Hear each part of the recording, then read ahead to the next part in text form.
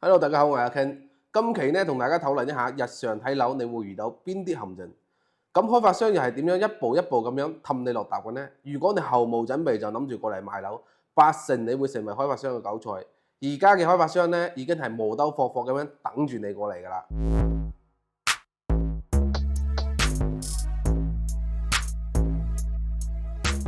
其實我發現咧有八成人買樓嘅思路都係錯嘅，一啲判斷力都冇㗎。睇樓嘅時候咧，人哋喺耳邊仔度吹下風啦，咁再配兩個演員，等氣氛烘托起身啦，咁你就會直接落訂啦。誰不知你落訂嘅呢一刻，你就做咗人哋嘅韭菜啦。今日咧我就同大家講一講買樓嘅10大注意事項，咁睇下你咧自己有冇中招。最後3個咧係非常之重要嘅，好有可能就係因為呢3個要點而令你買錯一頭樓。好啦，我哋睇翻第一點，區位圖的陷阱。大家回想一下，你哋睇樓嘅過程當中，入到售樓部第一時間，開發商嘅銷售係咪問你從邊度過嚟，對周邊熟唔熟悉？如果你話唔熟悉，咁就啱啦，可以同你開始畫大餅，同你講埋呢各種真真假假嘅利口消息，一頓輸出。咁項目個位置又處於整個區位圖嘅中心點喎，咁從整個區位圖嚟睇，又真係去邊都好方便喎。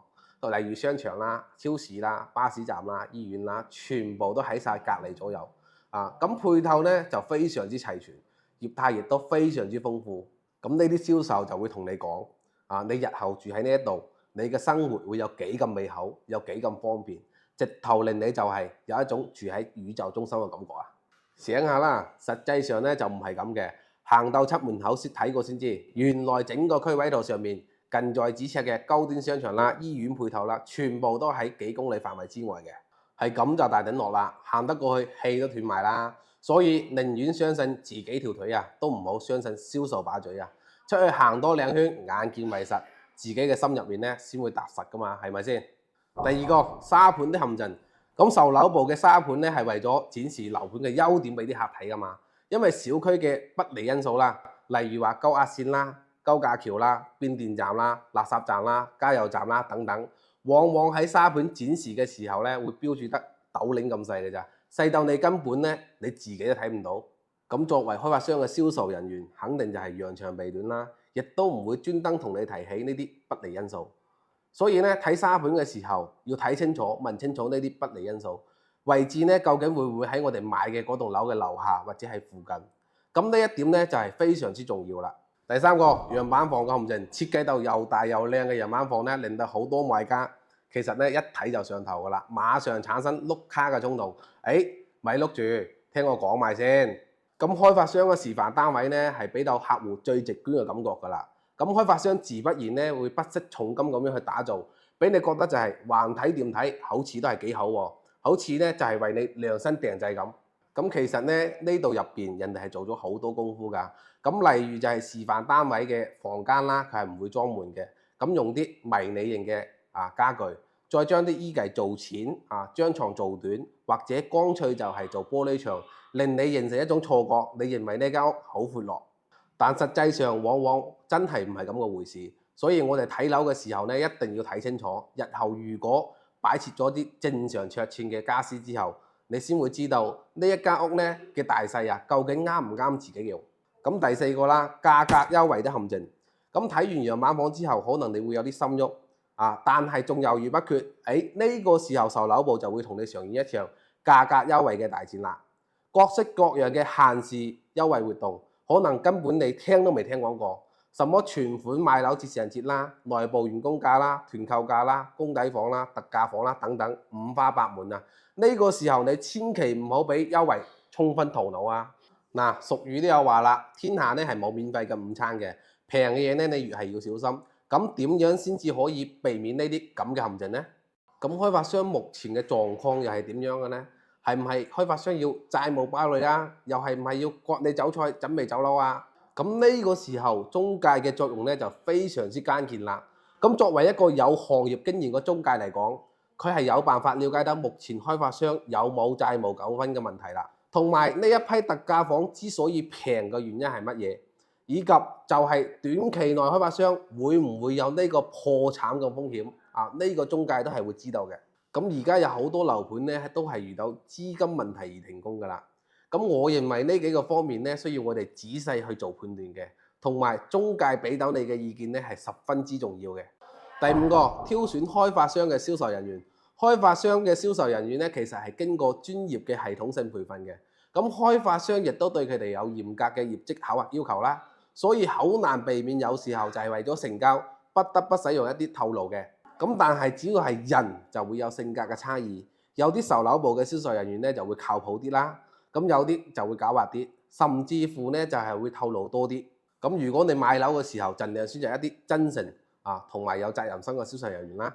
咁係因為售樓部嘅銷售人員咧會調嚟調去嘅，可能呢個月咧喺呢個樓盤，咁下一個月咧佢有機會咧就會俾開發商調去其他項目，又或者係佢嘅業績唔過，俾人炒咗魷魚。咁你買咗層樓，日後收樓攞合同、交稅同埋辦房產證等等，都仲需要佢預約噶嘛。咁如果佢唔喺度，換咗其他人跟進，你又唔係同呢個銷售成交嘅，咁人哋自不然就唔會咁上心啦。所以呢個人咧亦都好重要。但係當然，如果你嘅 agent 有足夠嘅能力同埋有責任心嘅話，以上嘅問題咧都唔係問題啦。第六個，選擇啲品牌嘅開發商，能夠買上市大品牌嘅開發商就唔好買啲不知名嘅開發商。咁大企業嚟講，信譽好啦，建築質量有保證啦，同埋佢嘅物業公司會好好多。更重要嘅就係佢買完樓之後爛尾嘅機率咧係細好多噶嘛。咁能夠買央企咧同埋國企就唔好去買啲私企啦。而且買樓咧一定要去到現場睇五證兩書。如果五證不全嘅樓盤，哪怕價格最平，你真係唔好去買。第七點，揀翻啲優質嘅房產啦，咩什麼樓梯樓、握手樓、小產權，以及一啲市中心10幾年嘅電梯樓，又或者係遠郊大盤，呢啲類型嘅產品咧，雖然都係樓，但係佢嘅流通性咧係十分之差嘅，而且會慢慢被淘汰晒。買咗之後咧，你日後唔好話升啦，就連你想賣翻出去咧，都係非常之困難嘅。第八點就係地段啦。咁成哥話齋啦，買樓就地段啦。交通、商場、醫療呢啲最基本嘅配套咧，你最少要佔2個。如果一個都唔佔嘅話，你一定要慎重考慮啦。因為買咗之後咧，大機率套樓咧會賴喺你手入邊。咁如果日後你考慮二手出售，或者你以舊換新嘅時候，你會喊都冇眼淚啊！咁你要記住喎，國內嘅房產亦都係商品嚟㗎。既然係商品，就要遵守市場嘅一個基本供需關係啦。咁層樓嘅價值咧，又決定咗佢嘅價格。貴係有貴嘅道理嘅，平一定係有平嘅原因。買樓基本上咧冇所謂嘅性價比可言。你買得平，將來一定賣得平；你買得貴，將來一定賣得貴。第9條，我哋揀翻啲有專業嘅中介。買樓咧，我哋要相信中介，但係唔可以迷信中介。我哋咧要準備翻2個中介同佢傾下偈，了解下行情同埋近期嘅樓市動向，揀翻啲人品好嘅並且有專業能力嘅中介深入交流。你要記住，一個中介係要靠專業去打動你，而唔係靠佢嘅殷勤去感動你。咁揾翻個有責任心同埋有專業性嘅中介咧，咁你嘅錢咧先至可以使喺兜人上，避免購買一啲垃圾嘅產品。第10點，衝動是魔鬼嚇，賺錢咧就10年功，買樓咧就10分鐘㗎咋。雖然要揾到一個自己合適嘅樓盤，其實並不容易，但如果呢個樓盤佢有90分以上咧，咁我認為就可以上車啦。但並不是叫你買樓要衝動啊！好多人咧連呢個樓盤嘅周邊配套啦，同埋呢個片區嘅一啲規劃都未了解。咁睇完樣板房之後咧，覺得唔錯啦，咁就俾咗個訂。咁而家啲開發商咧，啲樓咧其實並不好賣嘅。咁你咁衝動落訂啦，萬一你後悔想退就非常之難啦。如果你都想順順利利、安安心心買到一個自己合適嘅房產咧，咁就唔好偷懶啦，而家開始做功課啦。我所講以上嘅10大雷區咧，如果你係冇中介同你講過嘅，咁你更加要俾翻個 like 傾啦。好啦，今期嘅節目咧就分享到呢一度。今期嘅節目內容咧，就係我從事房地產10年總結出嚟嘅一啲實戰經驗嚇。咁如果大家都係中意呢一類型嘅題材嘅話，咁希望大家可以喺評論區咧留言翻支持2個字啊。咁如果大家都係支持嘅話，我會做多一期買樓需要注意嘅一啲陷阱，同埋咧要注意嘅一啲事項。咁最後亦都希望大家可以喺節目完結之前係可以點讚翻同埋分享我嘅影片俾你有需要嘅朋友。咁我哋下期見啦，拜拜。